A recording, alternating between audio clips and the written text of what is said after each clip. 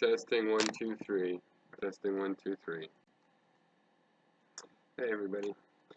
So this is a video about so many thoughts flood through my brain.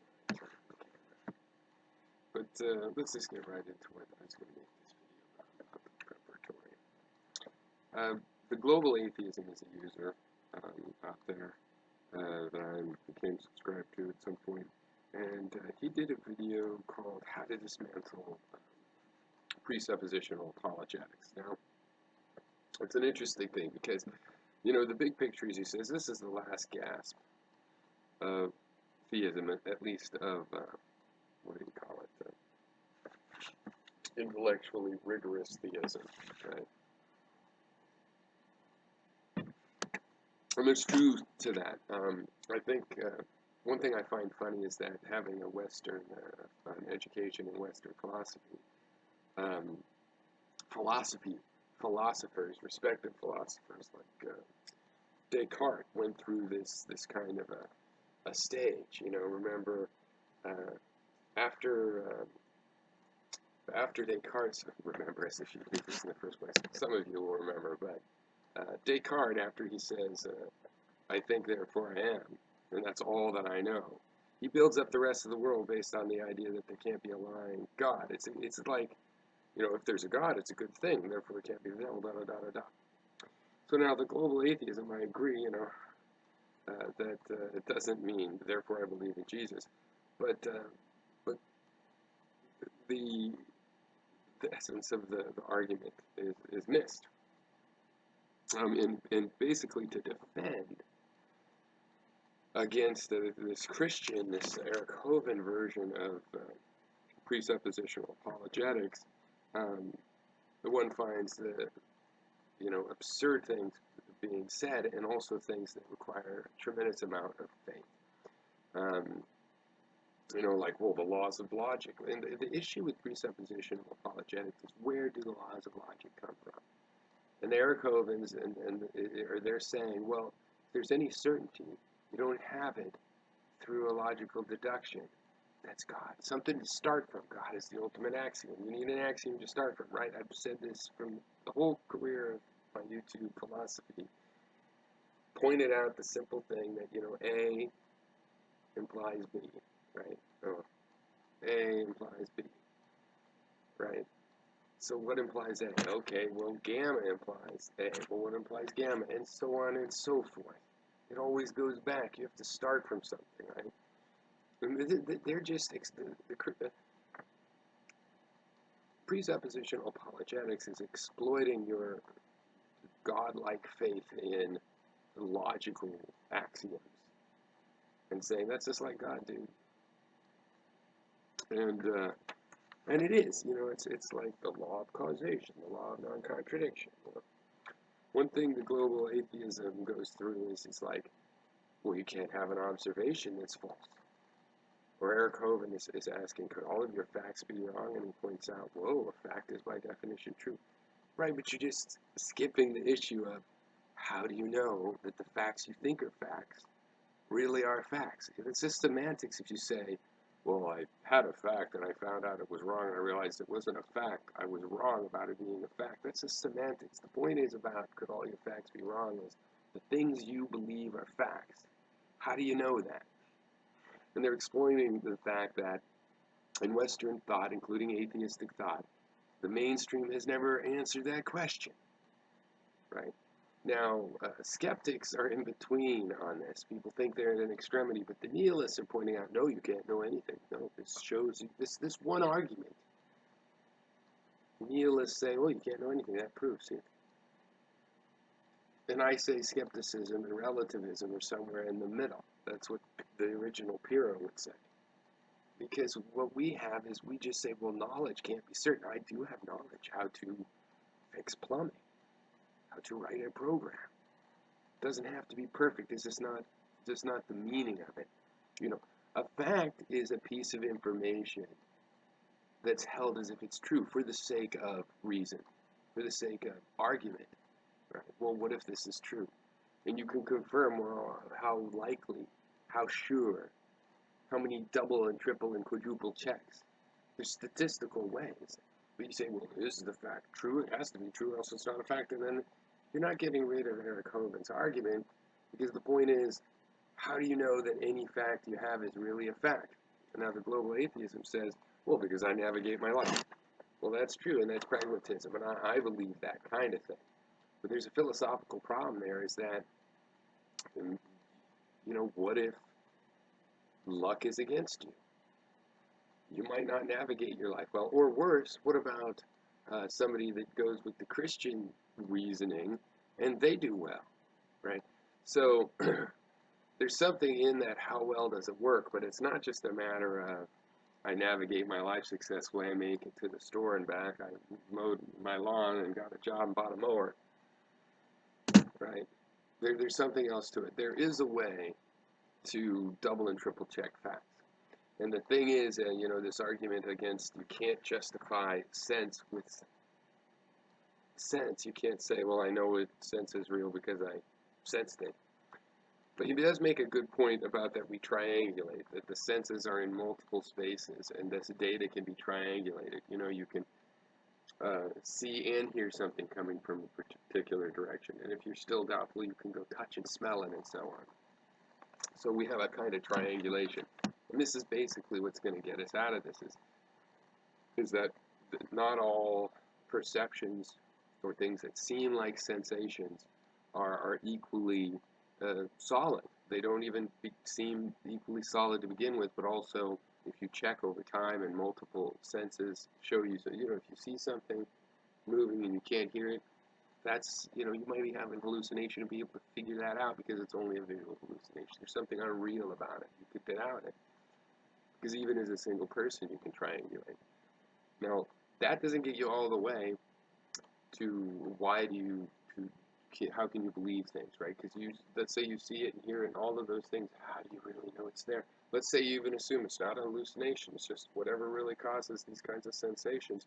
How do you know it's really there? In other words, how do you how do you know you're not in a dream or in the Matrix and that kind of thing? Well, the way I see that is that if we're in a dream, and I've said this a billion times here, but if we're in a dream, right, or the Matrix, then that's what it means for something to be real. Okay? So there is no other criteria where senses can't justify senses, but it's just about the senses. That's all it's about. In other words, if I have a rock and I drop it on my foot, and I feel as though I broke my foot, right? And it hurts a lot. And maybe it seems to get infected and I seem to die from it, right? It doesn't really matter if that's a dream or not. It's not like I don't care about pain as long as I'm in the Matrix. No, you'd still care about pain. Pain is pain. It's a cognitive aspect, right? You can talk about the wiring, and pain is supposed to be to show you damage in your body, about the real world. Philosophically, it's sufficient to say, you don't like pain. So you're correlating feelings with feelings. That I'm holding a heavy object. I will not drop this on my foot because I know, as a fact, that will hurt. Now, what makes that a fact? Well, that I'm taking it as a reliable piece of information, right? I could drop it on my foot, and it just bounces off it at a nice angle and doesn't hurt. Wouldn't mean that I couldn't use that for that statement. It wouldn't make that statement any less applicable, right? Just because there's some cases where taking something as a fact, maybe there's some funny pun or some reason that it isn't quite exactly true. Doesn't mean that thing wasn't a fact, because facts are things that you take as true for the sake of a deduction or some kind of reasoning, right? So you can say, well, what if these are the facts? I'm not sure if those are the facts. What if these are the facts? You can do reasoning for 5 or 6 different sets of facts because you don't always know the facts, and that's the issue. Eric Hoven and these other modern presuppositional apologists they're granting themselves a way to say, yeah, I believe a man walked on water. That's not I know math and logic. I know science, that's not science. How could I believe that? And they're exploiting that you want to believe in the law of causation, which is just a theory. The idea of causation, people, one of the things that I found a long time ago is, if like I say, well, there are no absolute truths, and people go, oh, there's an absolute truth, and you just said there are no absolute truths. That is an absolute truth, and no, there's various arguments, but I think the one that is most clear, or ought to be, is that none of the words in that sentence have absolute definitions. What does it mean that there are no absolute? What does truth mean? Truth doesn't have an absolute definition. Absolute doesn't have an absolute definition. So this is a self-referential system, right? Saying there's no absolute truth. Yeah, it includes skepticism. But that's okay, because skepticism isn't trying to state an absolute truth. It tries to state relative truths, relational truths. If I drop this thing on my foot, it will hurt.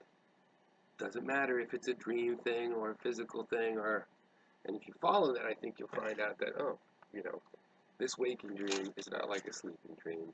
It's not like a hallucination, in that we have those words as to make distinctions. Right? When I drop a rock on my foot in the dream world at night, it really doesn't hurt. And even if I go, oh, it hurts, it's not the same as real pain. It's the idea of being hurt. And now I think it is possible to feel real pain in a dream, in which case it really is pain. In which case you'd want to not do that thing, right? And probably even if you don't feel that kind of pain, you wouldn't want to do that thing. Because it's shocking, and you're making judgments relative to your sensations and the consistency of them. And it also starts to raise the importance of the consistency with other people's sensation. How much can you correlate with what other people's reports and sensations are reported to be? Right? And you get out of a lack of knowledge by not requiring facts to be true for all time. A fact is a bit of information taken as true for the sake of a deduction, right? And they can be found wrong, and even though there wasn't a fact. Fine, that's just the language game. The point is, when you take data, when you make an observation, he was saying, observation can't be false, because if you think you observe the sun and you don't observe the sun, then it wasn't really an observation. But that just misses the whole point of, I observed the sun rising in the sky. You want to say that wasn't really an observation just because the sun is right? That's right. The observation was of the earth spinning. It was a relative motion. Yeah, but that's a clue, just like Ptolemaic, epicycles, right? Because what's really going on is every observation has misinterpretation to it, right? And you don't need to say, well, it wasn't really an observation, because then you never have an observation. The word becomes trivial, right?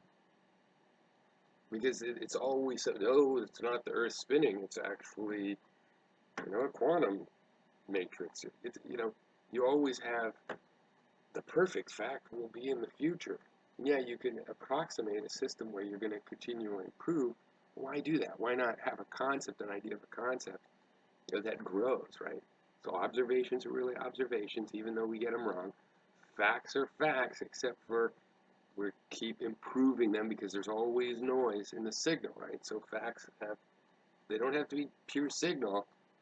Fact is good enough that we're going to take it for the sake of reason, for some reasoning, for some deduction, right? But there will be noise. Any fact will have noise in it. No fact will be perfectly true, as by definition. That definition is mistaken and naive. So yeah, I continue to like this subject of the presuppositional apologetics. But I don't want to argue with Christians about it. I want to argue with other atheists about it.